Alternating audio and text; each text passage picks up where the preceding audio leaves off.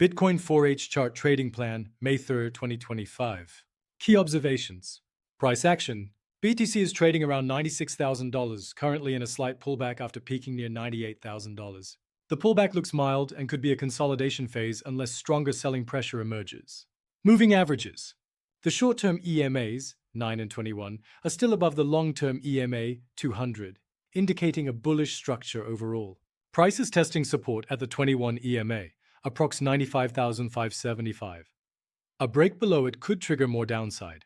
The adaptive moving averages, AMA, also show bullish alignment, but may flatten if price fails to bounce. RSI 14. RSI is around 52.92, which is neutral. It's neither overbought nor oversold. The momentum is weakening, suggesting caution. Not bearish yet, but momentum is not strong. Key levels. Support zones, $95,500 and $90,500. Resistance zones, $90,750 and $98,500. Critical support, 200 EMA at $89,518. A break below would change the medium-term trend. Possible scenarios. Bullish case, if BTC holds above the 21 EMA and RSI bounces above 55, a retest of $90,750 and $98,000 is likely. Bearish case.